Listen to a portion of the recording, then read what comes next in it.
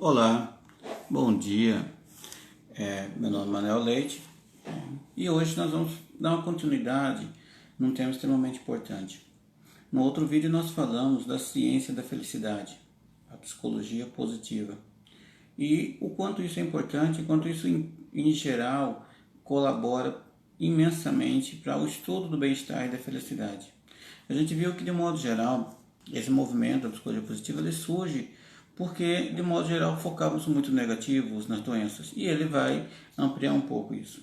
Hoje nós vamos estar falando dos seus principais conceitos: virtudes, forças de caráter, como isso se identifica, como isso se constrói.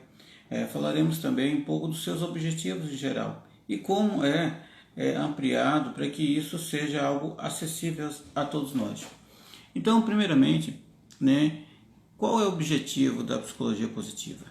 A gente sabe que existe um grande caminho, onde foi verificado que nos Estados Unidos, da Associação Psicológica Americana, os 3 grandes missões da psicologia, que era 1. Diminuir o sofrimento humano, 2. Desenvolver o potencial humano e 3. Ajudar as pessoas a serem mais felizes, foram concentrados basicamente no primeiro item. E vem daí justamente a visão que nós temos da psicologia como tratar doenças, que tem uma influência, mas ela não vem da formação médica, mas ela tem uma influência com o conceito médico de saúde tradicional. Então, nesse aspecto, ela vai trabalhar principalmente os 2 outros pontos. Não que ela ignore que existe a necessidade de tratar doenças, não, só que isso está sendo trabalhado de formas diversas. Então, qual que é os principais objetivos? Nós podemos elencar 5 principais objetivos da psicologia positiva. 1. Contribuir para fortalecer competências, ao invés de corrigir deficiências. Por quê? Vamos pensar em algo. Nós, enquanto seres humanos, temos pontos falhos. Nenhum ser humano é perfeito. Então, temos imperfeições e temos deficiências. Tudo bem? Isso é uma característica. Então, apenas corrigir deficiência não quer necessariamente que você fortalece as competências. E isso é extremamente relevante. Quando você tem um fortalecimento de competências, a pessoa se torna mais segura, ela se torna com autoestima melhor e consegue lidar com as demandas do seu dia a dia. Então, isso é extremamente relevante. Quais as competências nós temos e o que isso pode nos ajudar? Então, ela vai construir caminhos para auxiliar nesse desenvolvimento de competências. E quanto mais você fortalece as competências, você ganha uma outra vantagem. Quando você tem competências bem desenvolvidas em uma área, é possível você transferir para outras áreas da vida. Então, vou pegar algo que às vezes parece incoerente à primeira vista, mas, no entanto, isso torna algo extremamente valioso na vida das pessoas. Tem uma pessoa que, de repente, ela pode ser muito organizada no trabalho, ela tem uma competência ligada à organização. Porém, na vida pessoal, ela não necessariamente tem esse cuidado. Ela não prioriza essa organização na vida pessoal, isso acaba dando prejuízos na vida dela, tanto no sentido financeiro, afetivo e, de modo geral, pessoal e relacional. Então, o que é essa competência? Você ajuda ela a desenvolver a competência e pega aquela competência que ela tem no organizacional e coloca o que ela não tem dessa organização, que às vezes é mais no trabalho, no dia a dia na vida dela. Então, a competência é extremamente valiosa a partir do momento que você consegue transferir também para outras áreas da vida. Aí você teria algo mais completo, uma situação mais equilibrada em diversos segmentos da vida. Outro ponto importante: estudar o que é típico, comum e usual. E aí nós deparamos com um aspecto: mas por que estudar o que é comum, o que é normal? Porque é o que está na maioria das situações, o que afeta a maioria das pessoas. Quando a gente trabalha alguns pontos ligados a doenças, principalmente, aí vem uma crítica, não de toda a psicologia positiva, mas de algumas áreas cognitivas e comportamentais. A origem da psicanálise com Freud é que ele estudava pessoas com doenças, apenas pessoas com doença. Então, como dizer se a população no geral tem aquela doença? Então, ele pegou uma amostra de pessoas sofrendo. Então, quando a gente fala de estudar o que é típico, não só o extraordinário, as pessoas comuns, as situações comuns. E isso é extremamente relevante. Porque se eu estudo apenas as pessoas com depressão, como que eu vou entender as pessoas que não têm depressão? Se eu estudo pessoas que sofrem grande dificuldade, né, popularmente crise na adolescência, como que eu vou entender e estimular para as pessoas que não tiveram crise na adolescência, que passaram a adolescência tranquila, bem resolvida, sem grandes ou sem conflitos em si, né, apenas decisões. Então, estudar o que é típico, comum e usual é entender o ser humano na sua maior proporção e não apenas aquele que sai do conceito de normalidade, que seria o diferente ou que tem algum quadro diferenciado. Por isso ele foca na saúde. Isso é um aspecto de saúde, é um aspecto de bem-estar.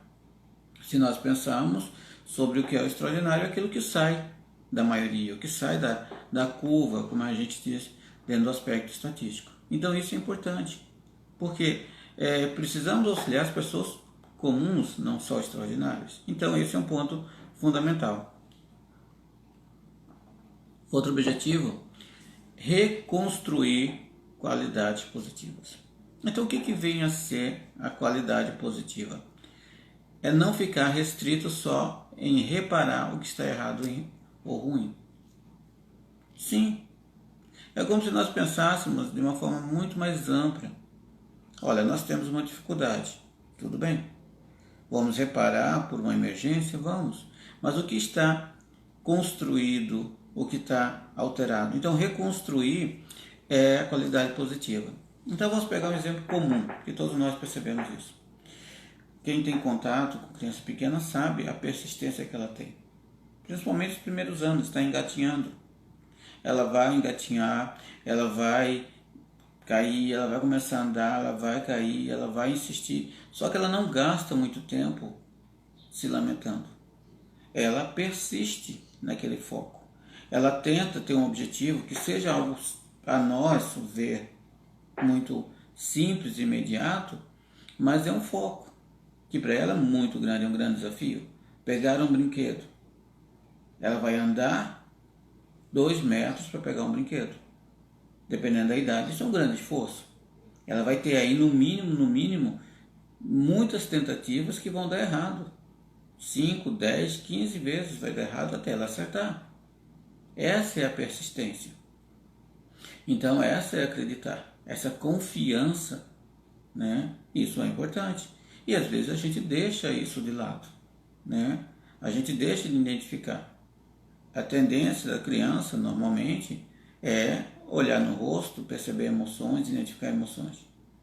E às vezes a gente vai deixando de lado e observando os objetos, não as pessoas, né? Esse é um ponto crucial.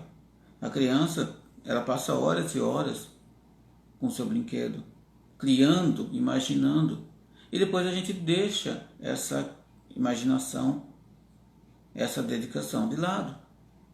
Criatividade, idem. Então, isso é um ponto crucial. É como a gente brinca, né? Você fala para uma criança desenhar uma casa. E aí a casa tem que ser quadradinha, chaminé e tudo mais. Tá, mas e se ela desenhar um iglu? Iglu não é uma casa? Ah, mas é diferente. Tá, e daí? É uma casa. E se a casa dela for diferente do modelo padrão? Nós estamos falando de ela desenhar uma casa ou ela fazer uma casa viável de ser construída na cidade que ela está morando. Ela pode fazer um iglu e tudo bem. Então, às vezes, esse fato da criatividade também. Então, quando a gente fala de reconstruir qualidades positivas, é isso. E quando a gente pega, de um modo geral, as situações da vida adulta, as pessoas perdem confiança, perdem esperança, perdem. Então, não é apenas trabalhar, consertar o que está ruim, é construir algo muito maior, né? O domínio do medo, a lidar com as frustrações, a persistência. Então tudo isso é, né, um exemplo que a gente fala sobre reconstrução dessas qualidades positivas. Outro objetivo fundamental é fomentar ou nutrir o que existe de melhor e não apenas consertar ou descobrir o que está quebrado ou não funciona.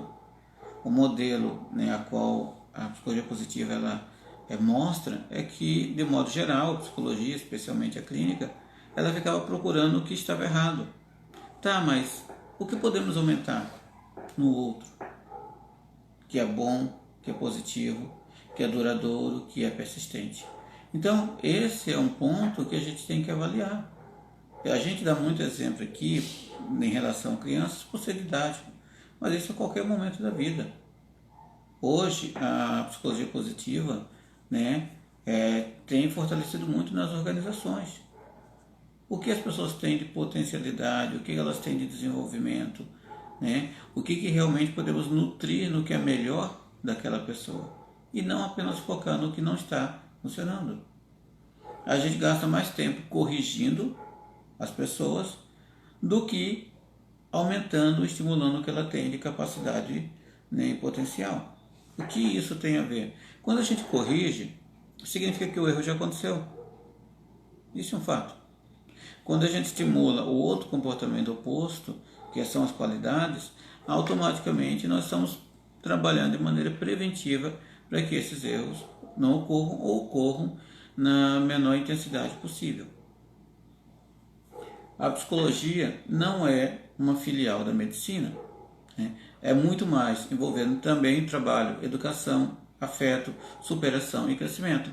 Eu entendo que como cada instituição se organiza, se ela está na área da saúde, na área da humana, na área biológica, isso é uma escolha de grandes áreas.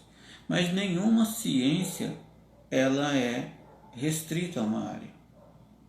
Não tem como uma ciência sobreviver se não tiver o conhecimento de várias outras ciências, né? Então, historicamente, a psicologia ela surge, né, da filosofia, sim, primeiro, não diretamente a medicina.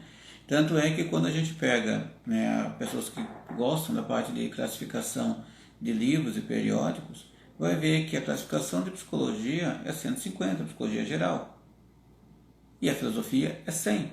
Então, quando a gente vai numa biblioteca e pega os códigos ali, por isso a filosofia e a psicologia estão próximas em termos de catalogação de livros, porque ela tem algo comum, ela tem uma base comum.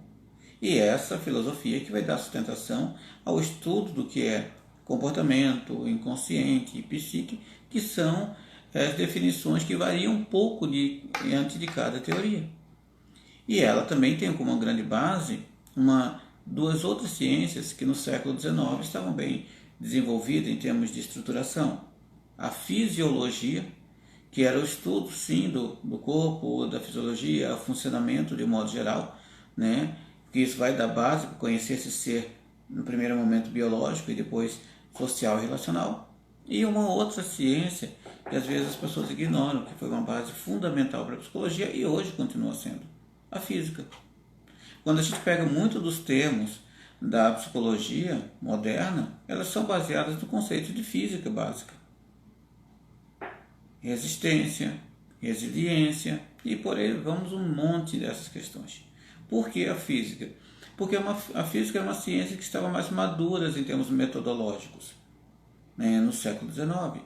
E esses métodos foram introduzidos inicialmente na psicologia e eles são muito bem úteis ao você estudar e ter parâmetros disso. E é óbvio que nós vamos entrar a parte da matemática, principalmente a estatística, né, quando a gente faz estudos, né, estudos de correlacionais, né, por exemplo, isso é extremamente valioso. Quando a gente pega a psicometria, né, que é a parte de medição dos aspectos psicológicos, nós temos uma base imensa aí, né, em especial da estatística, né? Por isso que os testes psicológicos ele tem esse parâmetro psicométrico de medir, de ter referências, né? Basicamente é matemática. Então, assim, essa situação ela é extremamente importante nós pensarmos, porque ela tem uma independência em relação à medicina, porque ela não é parte da medicina. Por isso que as pessoas observam que são formas diferentes. Não quer dizer que não trabalhem junto, que não cooperam, que não ajudem. Mas é importante. Quando a gente pega a atuação da psicologia, isso faz uma grande referência, ela tem imensas áreas. Se não me engano, a Associação Psicológica Americana são mais de 50 e poucas áreas, né? Então a gente conhece tradicionalmente a psicologia clínica, a psicologia organizacional, a psicologia educacional, mas aí vem trânsito, esporte, ambiental, jurídica e um monte de outras áreas. Então, é algo extremamente completo e a gente não foca apenas no aspecto não saudável, não que desvia-se do padrão. A gente trabalha todo esse conceito. Por isso, a psicologia positiva ela tem essa vertente, né? Então, assim, não é uma questão que infelizmente as pessoas colocam como depreciativa, é apenas autoajuda. Não, não é isso. Lógico que todo conhecimento filosófico, científico, ele deve ter uma utilidade para a vida humana. Ele deve ajudar as pessoas a estarem melhor. E isso é importante. Quer dizer que vai depender do profissional para ser feliz? Não, de forma alguma. Conhecimento é algo extremamente valioso e a sabedoria é como empregá-lo também. Então a ideia não é algo restrito. Porque se dependesse só do cientista, né, todo o aspecto do bem-estar humano seria quase como uma carta de autorização para o cientista de apenas conseguir fazer com as pessoas felizes. Quer dizer que muita gente pode alcançar e alcança isso sem nunca ter ido ao consultório psicológico? Sim. E isso se estuda com pessoas comuns que superam obstáculos imensos. E por que ele superou? Porque ele conseguiu lidar com a diversidade mesmo quando não tinha as informações, entre aspas, que seriam as necessárias para isso, né? E aí ele fala de um aspecto importante, né? Como nós trabalhamos e qual é a fórmula da felicidade. Estranho, né? Falar de uma fórmula em si. Só que tem um outro ponto antes de falar das fórmulas que é comum nós percebemos: crenças. Crença nas habilidades e fatores saudáveis, né? Então, ela vai focar no estudo das emoções positivas. Por isso, hoje nós vamos falar, né, no tempo que for possível, das quais são as emoções positivas e como nós podemos cultivar tais emoções, chegando às forças de caráter e às virtudes. Estudo dos traços ou qualidades positivas. Que traços de personalidade são positivas? Quais qualidades são positivas para nós termos, né? Precisamos de parâmetros quanto a isso. E 3, estudo das instituições positivas. Vai falar democracia, família, liberdade. Sim, família é base de qualquer questão. E isso é uma base positiva. Por mais que hoje temos muitas críticas, as famílias produzem pessoas não ajustadas, mas produzem o que é de melhor. Produzem todos nós. Então é positivo. Ela produz isso. Então ela vai falar justamente esse estudo, o que é essas instituições, né? O que é os conceitos que são positivos para nós. Porque quando a gente retira isso, a gente retira a nossa base, o que faz sentido, né? Então ela fala da fórmula da felicidade, que vou brincar um pouco aqui, que é bem simples. H igual S mais C mais V, né? O que seria isso? A sigla em inglês, vamos traduzindo, o H, happiness, é nível de felicidade constante. Por que nós estamos falando em nível de felicidade constante? Porque nós estamos falando de um estado momentâneo. Não estamos falando de eu estou alegre porque fui num show de humor e estou alegre por isso. Não, é bom e é uma emoção positiva a alegria. Isso é um fato. Mas nós estamos avaliando, quando estamos escrevendo isso, o nível de felicidade constante, a felicidade que nós temos ao decorrer dos dias, da semana e ao longo da vida. Então, ela vai dizer que essa felicidade constante é somatória, né, de S, né, set ranger, que é limites estabelecidos aos quais o sujeito está submetido. Então, os limites que nós temos, eles interferem, é um fato, né, mas ele não é um único, não é um fator determinante. Porque nós temos aí circunstâncias da vida e temos a questão voluntária, né? O C de circunstância e o V de voluntário. O que é voluntário? Fatores sob o controle voluntário do sujeito. Então, qual que é a minha parte que eu, em termos voluntário, interfiro na circunstância, interfiro parcialmente nos limites que estão estabelecidos a mim? Né? Eu vou pegar uma frase que é do Henry Ford, mas popularizou de diversas maneiras, que coloca que se você acredita que pode, ou se você acredita que não pode, de qualquer maneira você tem toda a razão. O que isso nos ilustra? E nos ilustra simplesmente o fato de que quando nós acreditarmos que podemos interferir ou não nas situações do nosso dia a dia. Quanto mais acreditamos em nossa força de interferência, ou seja, ato voluntário, nós temos mais a direção das nossas vidas em nosso controle. Então, quando esse ato voluntário seria de uma forma bem resumidamente, né? Eu sou behaviorista, eu tenho explicado de uma maneira mais behaviorista, nos aspectos da vida, eu sou mais influenciado ou influencio mais? As situações do dia a dia, vou pegar aspectos emocionais. É o humor das pessoas que me influencia ou influencia o meu humor? E dentro desse ponto nós estudamos e recomendamos o aspecto positivo. Eu chego alegre, feliz e tudo mais. Aí no trabalho, no primeiro momento eu falo bom dia, a pessoa não responde, ou a pessoa está concentrada, ou está mal-humorada, né, até o direito que lhe cabe, e por aí eu começo a me murchar, ceder a isso. Lembra do exemplo da criança e a persistência um pouquinho? E a persistência que nós temos nesse processo? Então, o que acontece nisso? Essa persistência é justamente isso. Essa determinação. E às vezes a nossa determinação ela cai por influência do outro. Então, os fatores de controle voluntário são isso. O que eu lido dentro das questões que são limites para mim, dentro das circunstâncias. Por isso a felicidade é constante. Você não diretamente deixa de ser feliz só porque o outro não concordou, porque o outro não gostou, porque o outro te atingiu ou criticou. Isso vai acontecer, porque o outro te julgou. E esse é um fator muito comum e recorrente hoje. O medo do julgamento. O medo de ser julgado. Só que isso acontece por N fatores. Precisamos de referências, precisamos de pontos de vista, sim.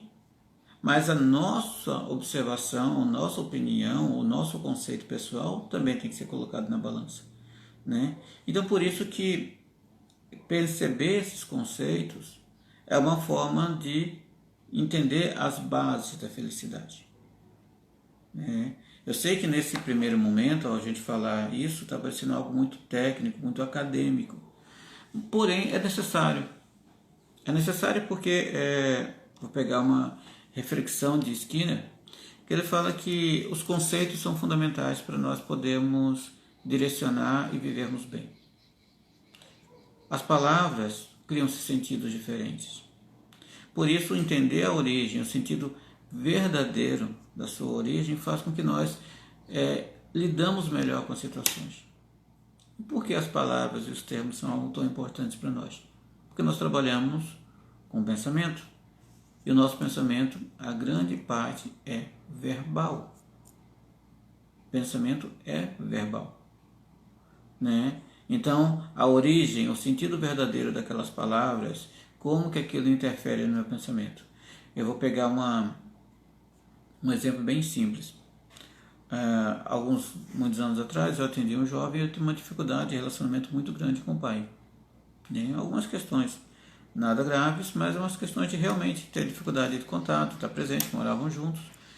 E a palavra que era mais recorrente quando ele falava do pai dele era a palavra difícil. Toda vez, ou quase todas as vezes que se referia ao pai, vinha a palavra difícil. É difícil estar com meu pai, é difícil almoçar com meu pai é difícil de entender meu pai. Então essa palavra é uma palavra constante, né, no seu vocabulário ao se referir ao pai dele. Entendemos que a ideia de difícil é algo que exige muito esforço. É algo que se desgasta. E como é algo que exige muito esforço, e às vezes a gente tende a fugir, esquivar, evitar a situação. Então o pai estava associado a esse esforço e ele não percebia, mas ele tentava constantemente esquivar-se da situação, fugir do contato com o pai dele, mesmo morando na mesma casa e às vezes acompanhando algumas atividades no trabalho. Então fiz uma proposta bem simples para ele. Nada muito difícil. Só que toda vez que ele pensasse ou fosse falar sobre o pai e a palavra difícil aparecesse, ele refazia a frase ou cortasse a frase no meio e substituía difícil por possível. E aí ele ia falar: ah, mas eu tenho que viajar com meu pai, é difícil. Ele segurava: é possível viajar com meu pai. É possível almoçar com meu pai. É possível trabalhar com meu pai. E essa pequena diferença, né, vai fazer com que o cérebro vai percebendo, mas é possível. Eu não disse que era fácil. Eu não pedi para fazer um oposto, porque isso poderia ser mentiroso. Por que seria mentiroso? Porque ele tentasse uma vez, teria dificuldade, duas, três. Aí a frase é fácil estar com meu pai não faria sentido, porque seria incoerente. Mas possível é uma realidade, possível é um fato, é uma probabilidade. E quanto mais ele entendia que aquilo era possível, mais ele baixava a guarda, mais ele interagia e gradualmente ele foi entendendo e se tornou possível e depois se tornou fácil a convivência. Porque a crença dele, ele colocava a palavra possível associada ao pai dele. Isso é uma coisa das mais comuns. Parece uma coisa que não interfere, mas para nós faz toda a diferença. E aí ele entendeu, uma das questões que a gente falou da fórmula de felicidade é voluntariado. O voluntariado no sentido do quanto ele é voluntário nas ações do dia a dia, para o bem-estar dele. Então ele poderia não ter a autonomia de estar ou não naquela viagem com o pai. Mas ele tinha a parte voluntária, que é a parte dele, de como ele ia perceber o pai, como ele ia perceber aquela viagem. Isso é dele. E isso é um dos pontos que a gente fala dessa fórmula da felicidade. Não é só essa, a psicologia positiva tem inúmeras. Então, é justamente isso, né? Essa nível de felicidade constante, que tem a ver com circunstâncias, as questões de limites, onde as pessoas estão submetidas, e, lógico, essa atividade é fator de controle voluntário. E esse fator de controle voluntário é onde nós temos mais acesso. E, incoerentemente, o que as pessoas às vezes acham que tem menos controle. Tá? Alguns pontos que tem a ver com os principais conceitos que nós temos da psicologia positiva. Né? Felicidade, nós falamos isso, né? Lembrando que felicidade não é um estado apenas momentâneo, tem momentos felizes, é lógico, mas nós estamos falando de felicidade como um todo, um ser humano como um todo. Desamparo aprendido. Desamparo aprendido é algo que paralisa as pessoas. É quando as pessoas deixam de tentar. Seja porque algumas vezes deram errados, e normalmente isso vai acontecer. Né? Mas como lida? Bem-estar. Né? O que é o bem-estar? Como que isso ajuda a entendermos? Resiliência. Eu acho que resiliência é um dos pontos mais popularizados quando nós falamos de psicologia positiva, né, que tem a ver com a capacidade de superar, como que a gente supera as situações como um todo. E flow, que é o fluxo. Em outro momento nós comentamos de maneira geral o que é o flow, né, como esse fruir. É o momento onde você está naquele processo de não só de criação, mas de envolvimento, que parece que o tempo funciona diferente e tem outros resultados. Então, de onde vem cada um desses conceitos? Como que isso nos ajuda a perceber essa felicidade? Né? Porque ao observarmos isso, faz tanta diferença. Primeiro que a gente vê que isso não é um conceito patológico. É um conceito de pessoas normais que podem passar por isso. Então é possível superar e lidar com todas as situações. Né? Então vamos lá, desamparo aprendido.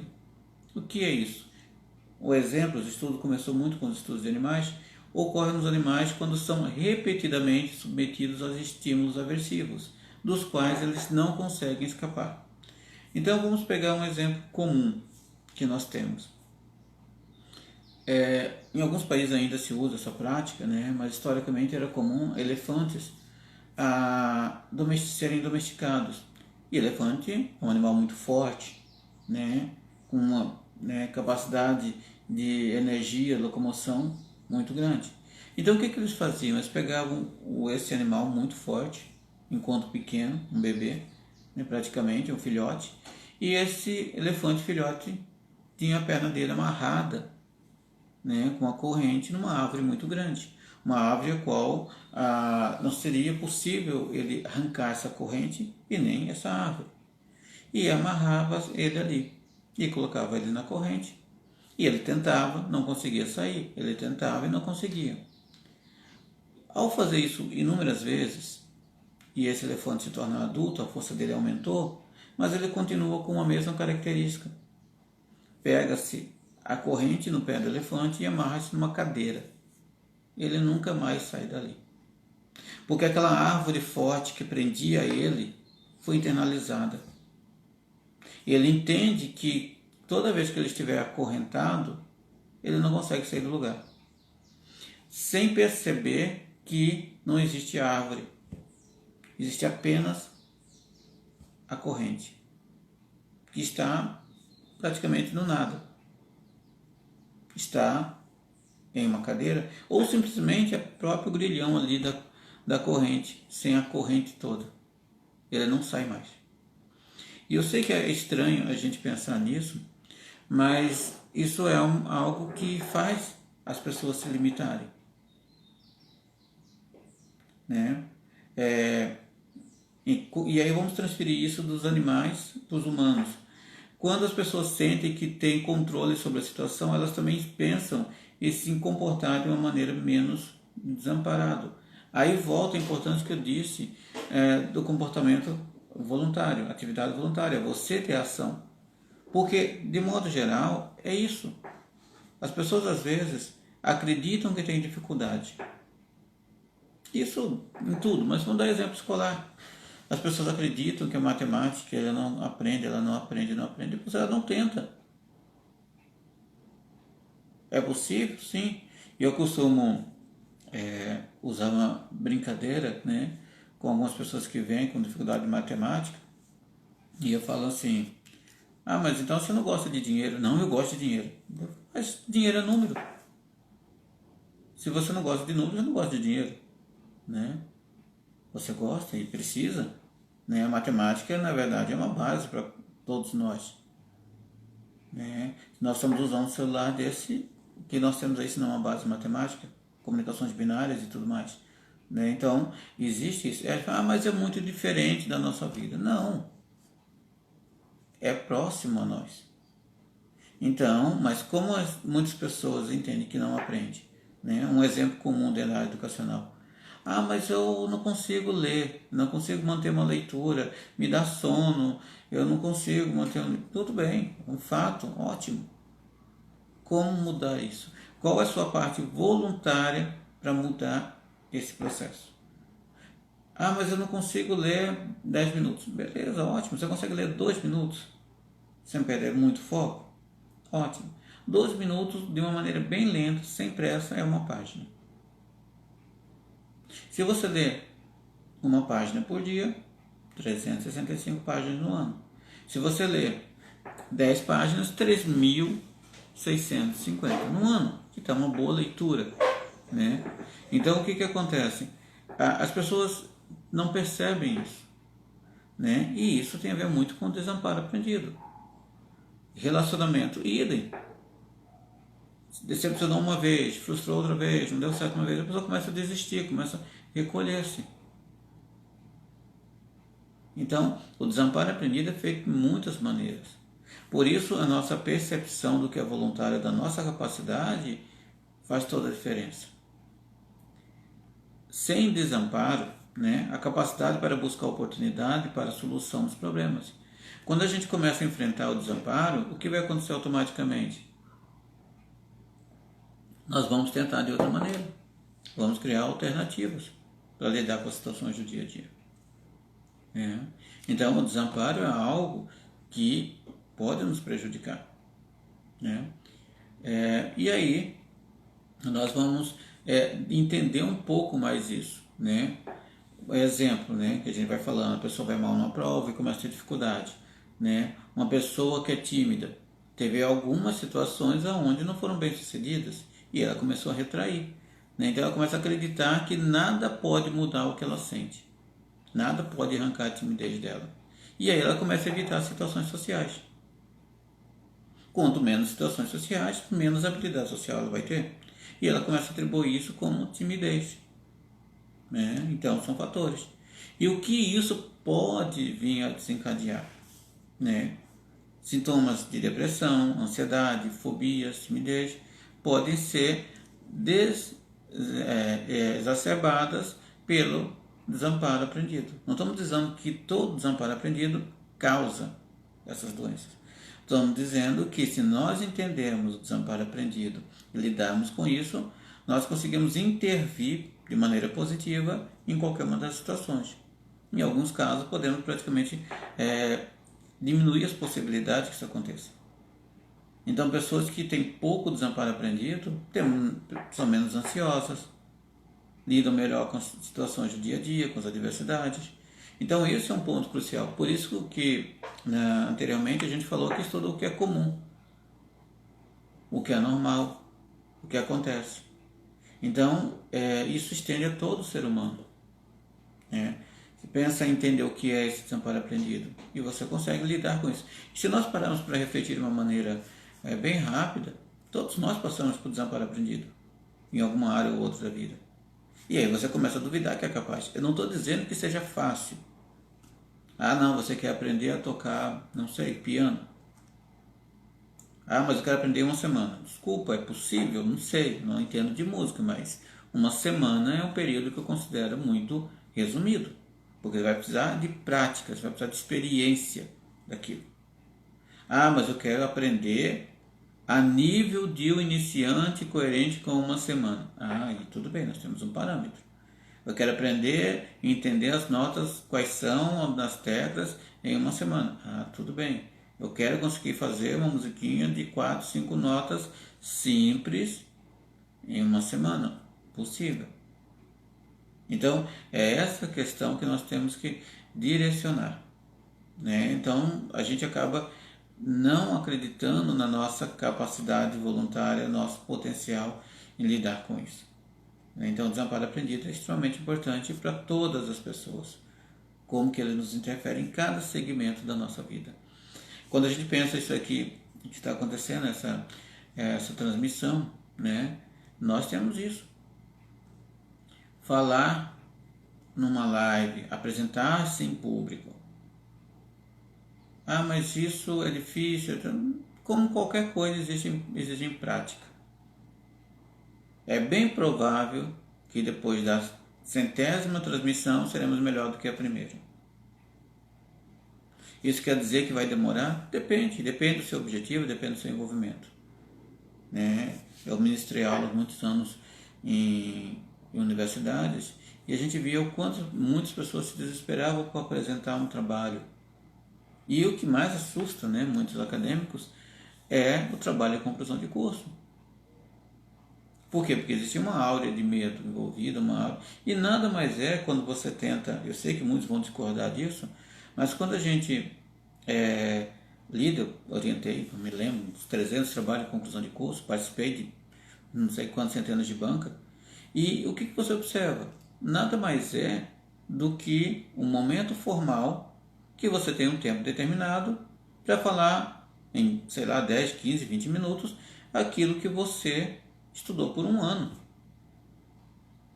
Então, qual que seria a maior dificuldade? É você ser objetivo. É você falar o que lhe cabe em 10 minutos. É uma síntese. Aqui, nesse exemplo agora, eu estou com 1 hora de tempo, né, para falar sobre um tema. E isso é um assunto em geral. Mas o que eu quero dar esse exemplo, essa áurea de medo, como seu trabalho de conclusão de curso fosse algo totalmente diferente, não, é algo formal apenas. Você vai complementar de uma maneira formal. Mas se você pega um estudante universitário, quantas e quantas atividades de falar na frente ele já fez?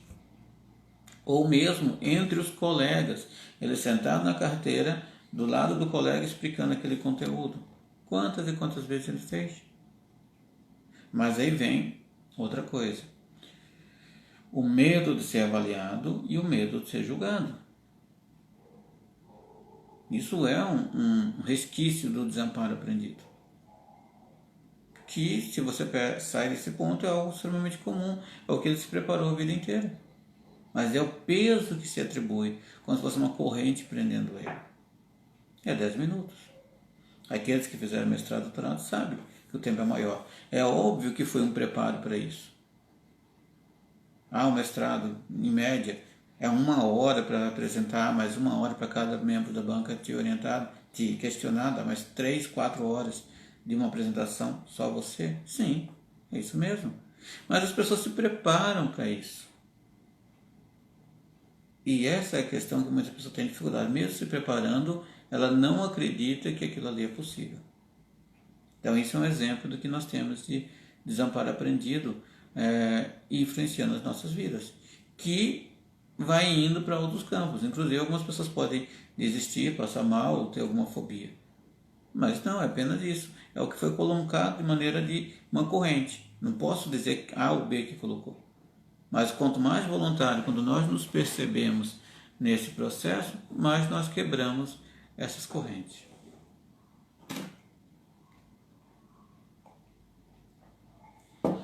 Bem-estar subjetivo. Então, o bem-estar subjetivo é um outro ponto que nos colabora para entender essa característica humana, de que ele corresponde à avaliação tanto cognitiva quanto afetiva que uma pessoa faz acerca da sua própria vida. Experiências emocionais agradáveis, baixos níveis de humores negativos e alta satisfação em relação à vida. Aí vem alguns parâmetros.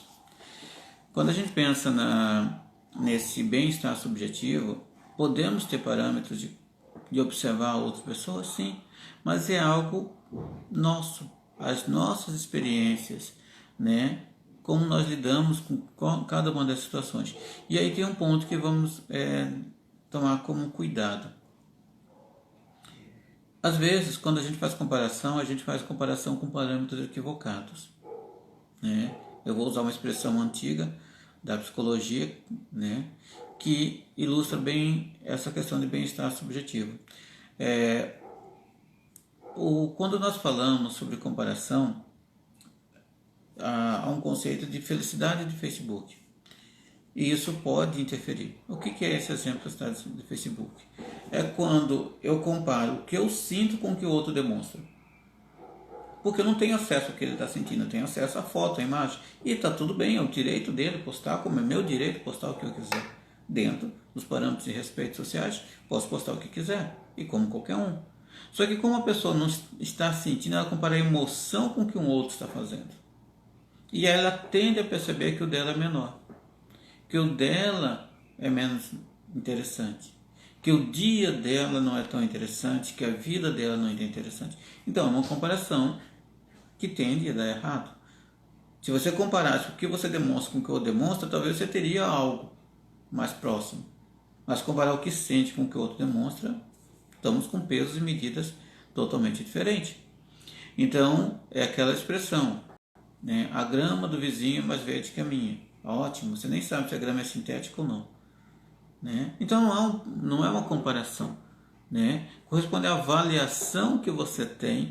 E quando a gente fala dos indicadores, né, subjetivos de qualidade de vida, eles vão trabalhar justamente esse ponto. Qual a percepção que você tem da sua vida? Qual o nível de satisfação? Né? Quais experiências, aqui no caso do bem-estar, emocionais são agradáveis? Como que a gente percebe essa experiência agradável no nosso dia a dia? Né? Então é isso, a autossatisfação em relação à vida, que é um parâmetro. Né? Então, o que teria com esses componentes para a gente ter essa satisfação de bem-estar, né? Esse bem-estar subjetivo, como a psicologia positiva descreve? O julgamento em relação à própria vida. O julgamento meu. Quais são meus parâmetros? Sempre aquilo que eu busco, aquilo que eu almejo, aquilo que é possível, aquilo que está ao meu alcance e aquilo que eu tenho, aquilo que eu sou. Então, como que eu me vejo, o que eu percebo sobre isso? Né? Satisfação em áreas importantes. E aí vem áreas e domínios que são mais distintos. Né? Relacionamento, saúde, trabalho. E são grandes questões que, em algum momento, você pode priorizar uma ou outra. mas negligenciar a longo prazo tende a ser um risco.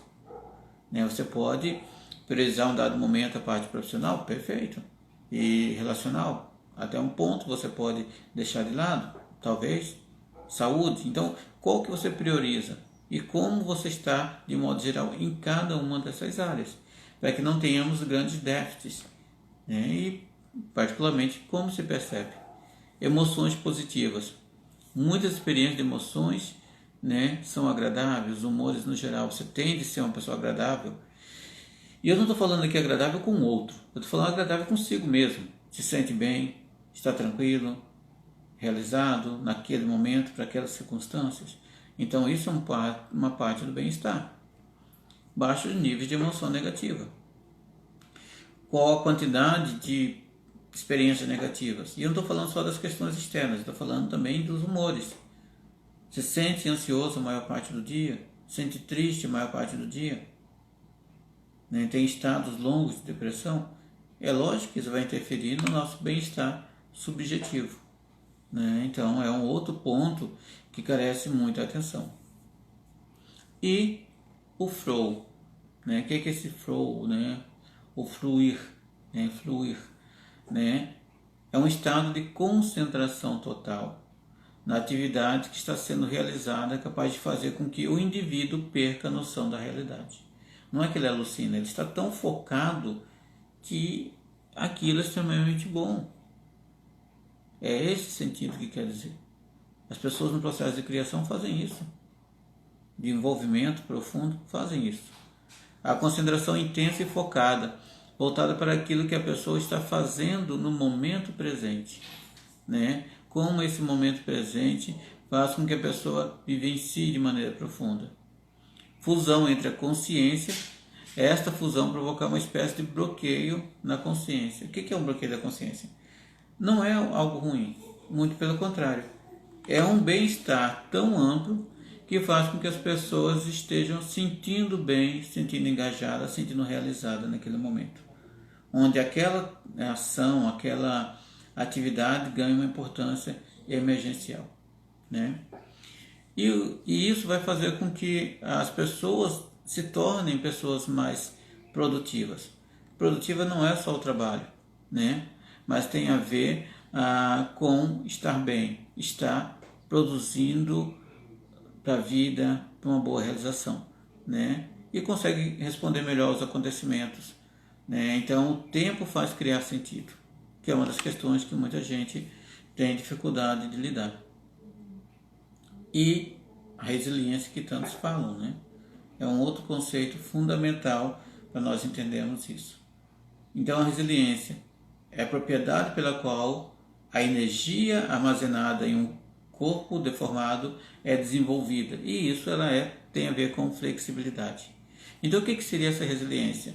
Quando temos pressões sobre o meio nos pressiona de alguma maneira, a gente tem uma flexibilidade, cede parcialmente, mas a gente consegue voltar e superar e não se danificar quanto a isso. Então, pessoas resilientes de caráter é a habilidade de voltar rapidamente para o seu usual estado de saúde ou de espírito, depois de passar por doenças, dificuldades, etc. Então, com a resiliência como um traço de caráter, nada mais é do que o tempo de recuperação que se tem para voltar antes daquele acontecimento, daquele infortúnio. Eu vou pegar um exemplo totalmente suave, né? Depois um pouco mais pesado. No primeiro suave seria, não, você foi e se frustrou porque o pneu do carro furou.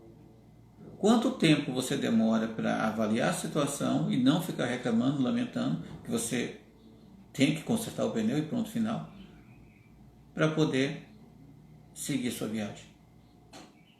Perdas, essa é a lógica. Perdas de emprego, percas de pessoas queridas, percas do que for, alguns quadros de saúde.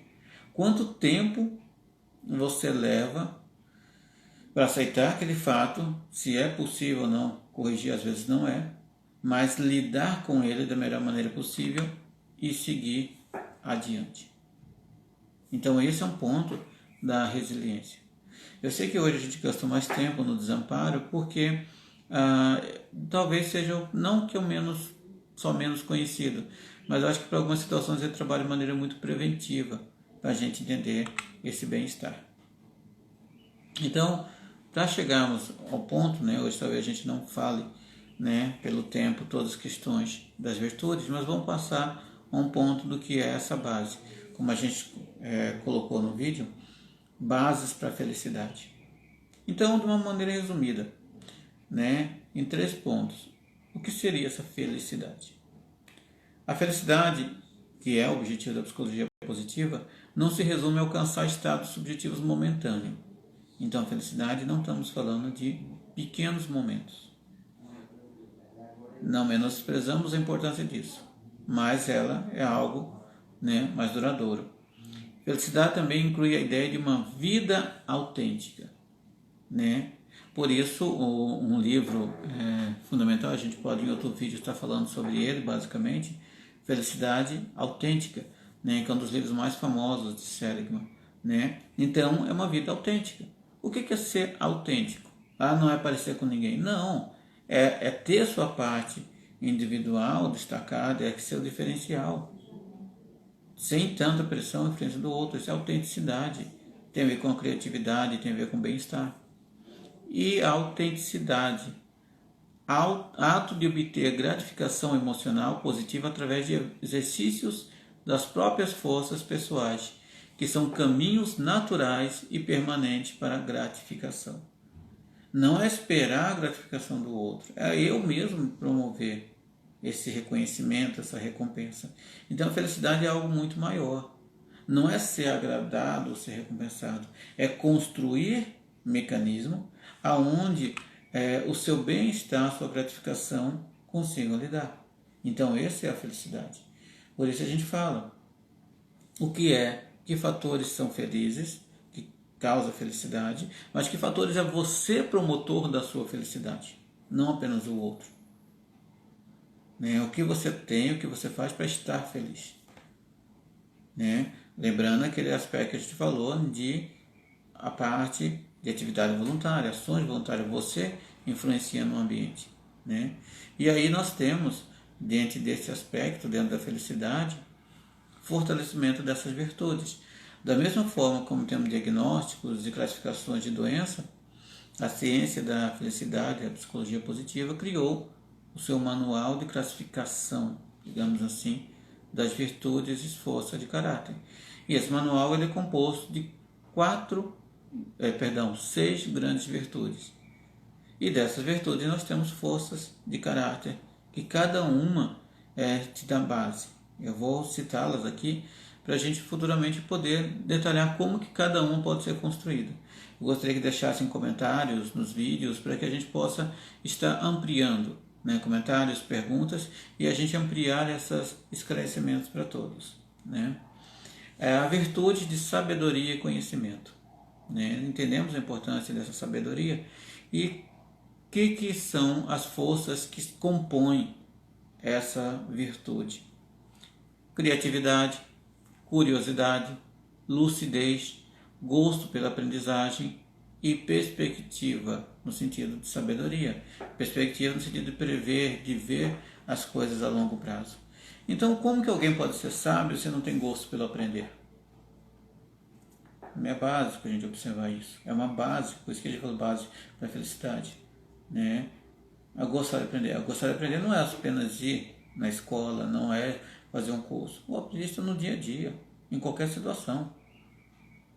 As pessoas de vida simples aprendem muito. Como diz nos textos da psicologia positiva, diversos autores do mesmo caminho, as pessoas felizes cultivam seu jardim. Então, o jardim é isso, aprender também com tudo.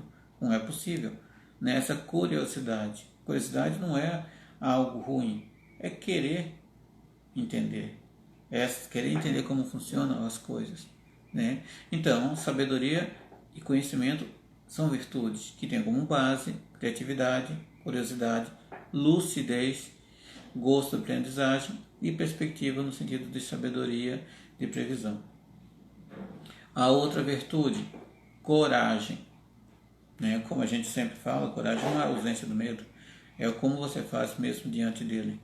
Então, o que é a coragem como virtude, que são as 4 bases, né, de força de caráter: bravura, persistência, integridade e vitalidade. Vitalidade é energia vital, é vida. O quanto de energia você tem? Você é uma pessoa desanimada, uma pessoa com ânimo, né? Tem a ver com ânimos da alma, né? Conhece os textos gregos. Então, o que nós temos de vitalidade? Persistência. Lembra que eu disse em relação às crianças, né? São persistentes, são corajosas. Então, quantos sonhos, quantas ações, quantos desejos, quantos objetivos nós deixamos de persistir, nós procrastinamos. Então, é justamente isso, é entender que é construir isso, é um processo de construção. Por isso, são forças que nos dão energia para alcançar o que é o conceito da virtude de coragem. Humanidade. Olha que interessante, humanidade é uma virtude que tem 3 componentes como base, 3 forças de caráter: amor, bondade e inteligência social. Como entender, como lidar com as questões sociais. As pessoas às vezes perdem a confiança na humanidade, perdem a confiança em si mesmo. Eu não estou dizendo que todas as questões do mundo são boas, nunca, isso seria até inocência, mas estou dizendo que é lidar com isso. Ser bondoso tem a ver, aproxima de outro item, né, da justiça e tudo mais, né? Então, a humanidade é composta de amor, bondade e inteligência social, são as forças de caráter. Quando a gente fala do amor, a gente tem que entender qual que é o seu conceito de amor, porque é a partir dele que você vai seguir e o que você vai buscar alcançar em todo esse processo, né? A outra virtude, a 4ª virtude, é a transcendência. Transcender é passar de ser algo limitado, de ser algo em termos de existência curta, em termos de imediatismo. Então, nós temos aí 5 forças de caráter que dão base à transcendência. A apreciação da beleza. Sim, a beleza não tem a ver com a beleza apenas física, a beleza no sentido estético, no sentido completo de bem-estar, de equilíbrio, né? Apreciar um texto é belo, uma pessoa é belo, né? Então, entender esse conceito, que nós podemos fazer o nosso trabalho, a nossa vida, né? É entender isso. Gratidão é um ponto crucial. Acho que só a gratidão e como alcançar a gratidão caberia aqui 1 hora de vídeo, que é tão primordial para transcender. Todas as pessoas transcendentes são gratas, sem discutível. Imagine alguém que é transcendente, que não tem gratidão, né, em si, né? É uma base fundamental. Esperança, né? É pensar, acreditar, ver algo lá na frente. Senão não se tenta, né? A esperança é isso. Humor. Porque o humor é uma das bases para a gente lidar com as coisas. Ter um bom humor, conseguir usar isso de maneira positiva, ser pleno, tem a ver com transcendência. E espiritualidade. Sim, é uma força de caráter, sim. Porque a espiritualidade é o que faz como a gente lida com as questões que às vezes a gente não entende, como que a gente lida no nosso dia a dia, que nos dá base, que dá sustentação. E isso faz parte da transcendência. Então a transcendência é composta, né, de força de caráter, de apreciação pela beleza, gratidão, esperança, humor e espiritualidade, né? A outra força de caráter, temperança, né? Então o que temos na temperança? Que a gente tende a temperança de uma maneira resumida, é um equilíbrio. Então precisamos ter felicidade e equilíbrio nas coisas. E a força de caráter que compõe são 4, né? Perdão e misericórdia, olha só. Mas por que devemos perdoar? Para não sermos atingidos, para não ficarmos acorrentados, como a história do elefante, né? Então, perdão e misericórdia é uma força de caráter. Humildade e modéstia. Humildade tem a ver de humus, de na raiz da situação. Não é não ser arrogante, mas também não é se colocar abaixo de todos a todo momento, né? Às vezes as pessoas confundem muito a humildade, né? A humildade é um ponto que precisaria muito das pessoas se perceberem. Ser humilde, né, é você ser sincero, mas não é se colocar abaixo do que você faz bem feito, abaixo do outro, se desmerecer. Humildade não tem a ver com desmerecimento. né? Por isso muita gente, na busca da humildade, sofre porque acha que não merece as coisas. Tem muitas pessoas que acham que não merece viver bem, um bom relacionamento, tranquilidade, paz, acham que não merece. Isso causa muito sofrimento, principalmente os problemas ligados à ansiedade, né? Então, as pessoas entendem que há um merecimento. Ser humilde também é ser merecedor, né? E isso é uma força de caráter importante que devemos trabalhar e cuidar disso. Prudência. Seja prudente, olha só que importante. Então, a prudência é justamente os cuidados. Todo medo exagerado não é prudência.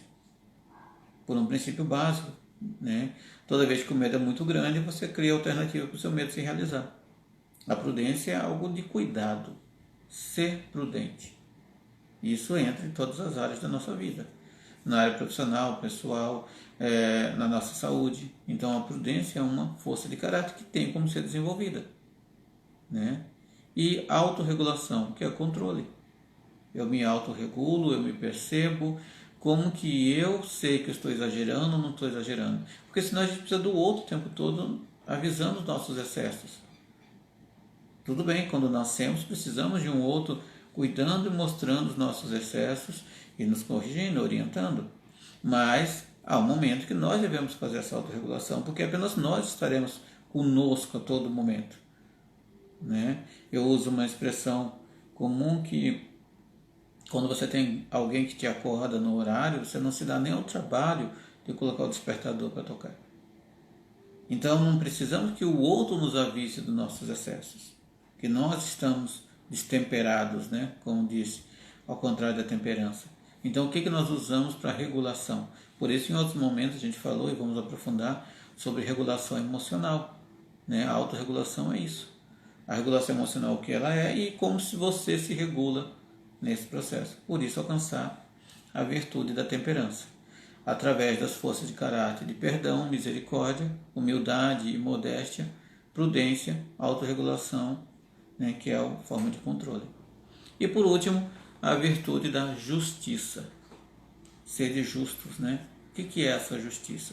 Uma virtude também, que a psicologia positiva estuda todas elas, e ela tem 3 pontos, né, 3 forças de caráter que dão sustentação a ela, que é a cidadania, conviver em cidade, entender o conceito de cidadania, só para deixar curioso, cidadania não é cidadino, um cidadão não é um cidadino, né?